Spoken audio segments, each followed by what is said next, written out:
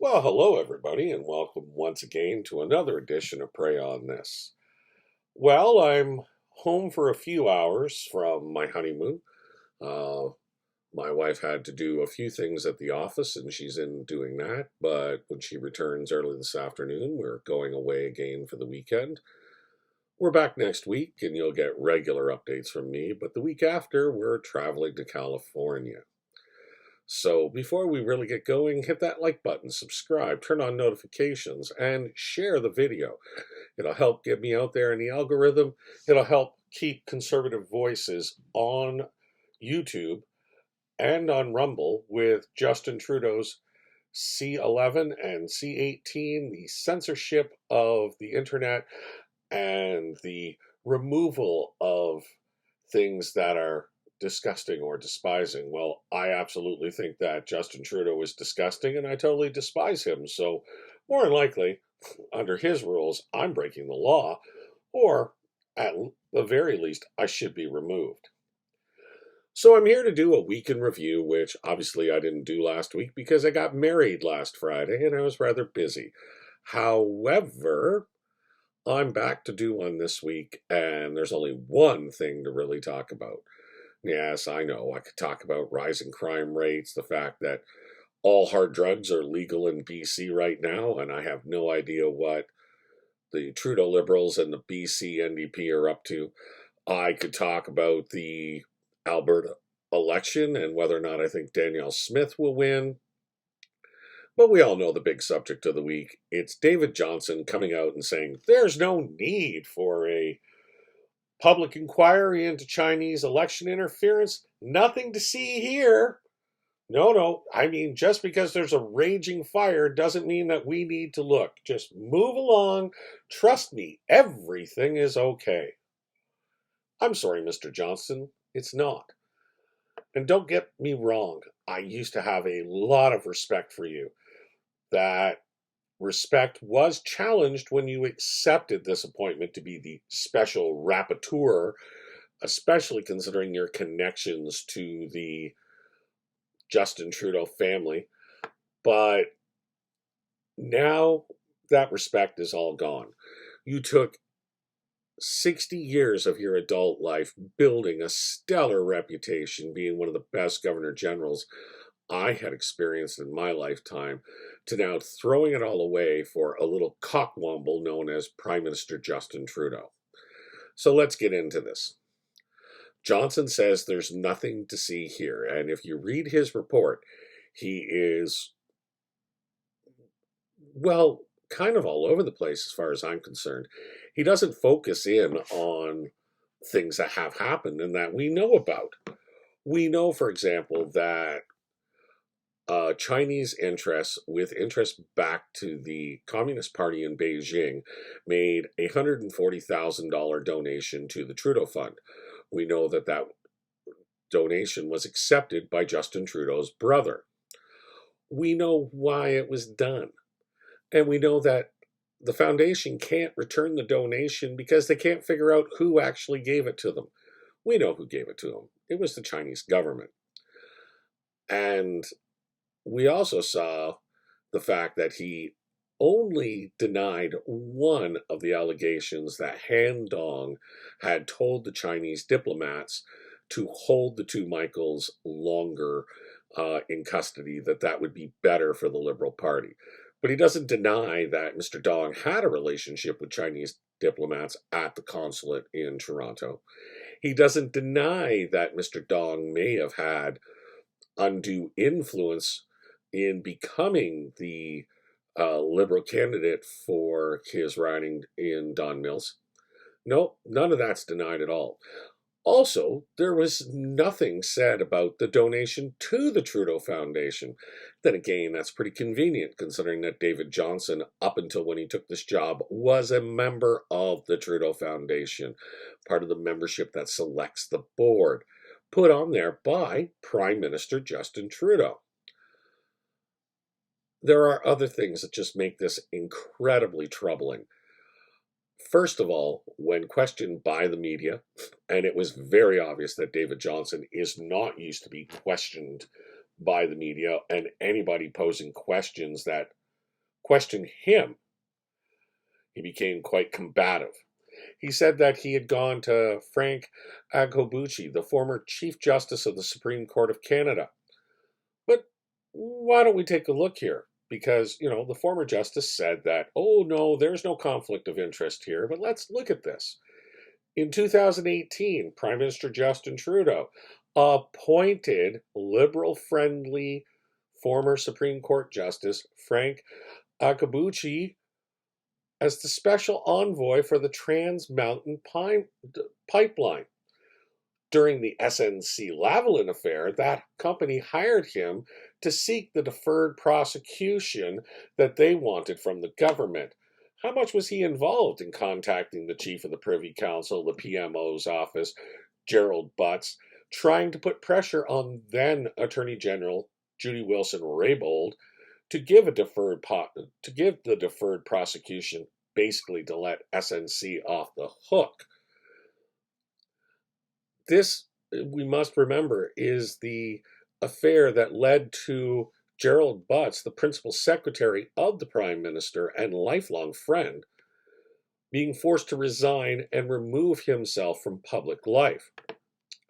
This also saw Judy Wilson-Raybould first resign from cabinet on a matter of principle, then to be thrown out of the Liberal caucus, as well as Jane Philpott to resign from cabinet due to her disgust, to once again be thrown out of the Liberal caucus.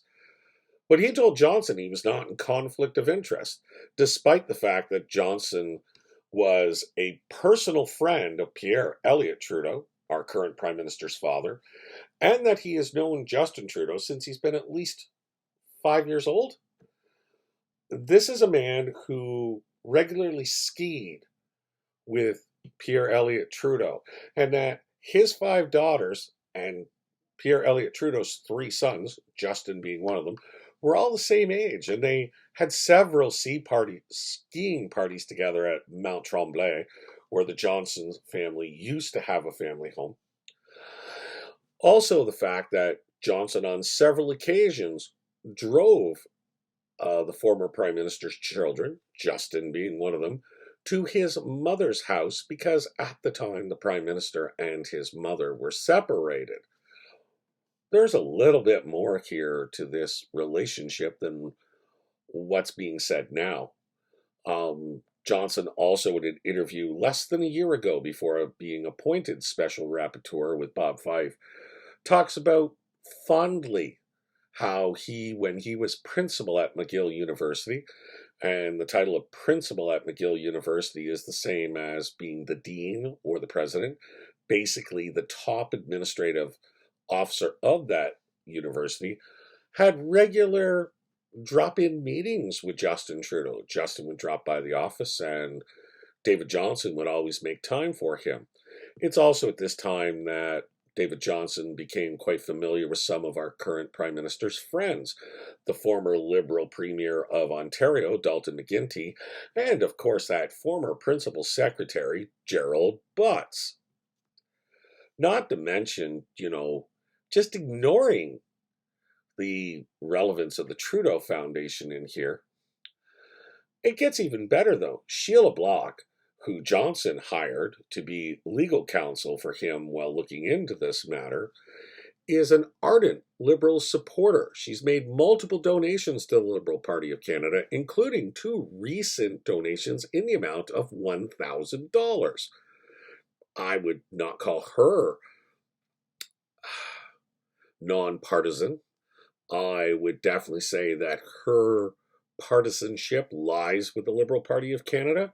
Is it in her best interest to expose Liberal Party corruption? Is it in Mr. Johnston's best interest to expose not only Liberal Party corruption, of which we know he's at different times in his life been a Liberal Party supporter, but also the son of one of his closest friends, God rest his soul? The only thing that really struck me in this is that Mr. Johnston seems more concerned with finding and prosecuting the leakers of the information from CSIS and attacking the media for how dare they do their job and report such leaks. If you think that this might be a whitewash or a liberal wash, in my opinion, you'd be 100% correct. All the signs are there, up to and including that, no, we don't need a public inquiry, but we will have a few public hearings that only I can chair. Justin Trudeau, when asked about it, and also the other leaders of the other major parties in Parliament. So Yves Blanchet, leader of the Bloc Québécois, he has turned down the offer to be given top secret clearance so he can view the documents that Trudeau gave to Johnston to be looked over. Pierre Poilievre has done the same, and both stating that they're not going to fall into Trudeau's trap, which is we're going to be showing a bunch of documents that are already out there in the public, as well as a few little morsels that are all going to be stamped top secret, which then puts them under Canada's Securities Act, which says they can no longer talk about them inside the House or in public without being prosecuted. Trudeau has, true to form, come out and totally made this about Poilievre, attacking him relentlessly, saying that, oh, you're questioning Johnston's integrity, you're questioning his character, you're questioning his ability, and that he is an emirate Canadian who is above reproach. Nobody is above reproach. Everybody has personal biases. And the proper, correct, and integral thing to do for Mr. Johnston would have been to have informed the Prime Minister 2 months ago. I'm sorry, Justin, I can't be your special rapporteur. And I advise you to choose somebody who is not part of your inner circle, not part of the Laurentian elite. But that's not what happened. Mr. Johnston took it on. Mr. Johnston has sullied his reputation. Mr. Johnston has cheapened himself and allowed himself to be used to try and get our slimy scumbag Prime Minister off the hook one more time. How many more scandals are we going to put up with? What are we up to now? 10, 12? And that's just Justin on his own. If we add in the ministerial scandals or the lack of being able to govern, or just the simple fact that Pierre Elliott Trudeau, when he was Prime Minister, added $400 billion to our debt, and Justin has added $700 billion to our debt, which currently sits at $1.2 trillion. If you take a look at that, father and son have contributed 90% of the debt that Canada owes. Our economic situation in 1984, when Justin's father left office under a cloud of scandal, was horrible. Where are we today? Record inflation not seen since the time of Justin's daddy, Pierre. Record high interest rates not seen since the time of Pierre Elliott Trudeau. Crime out of control, the likes that we have not seen since the days of Pierre Elliott Trudeau. And scandals on top of scandals on top of scandals. There's just something about Justin Trudeau, his family, and the Laurentian elite that support him.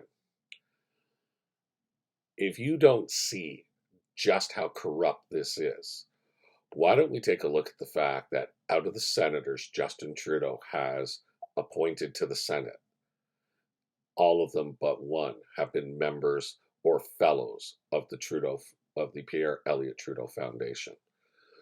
Many members of now the Justices of Canada, judges, have been members of said foundation.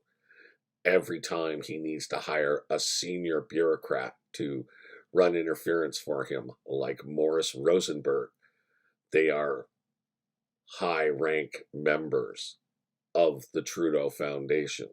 It's almost like out of 40 million Canadians, the only people that matter to Justin Trudeau is a small little group that has served his family and the foundation that bears his name.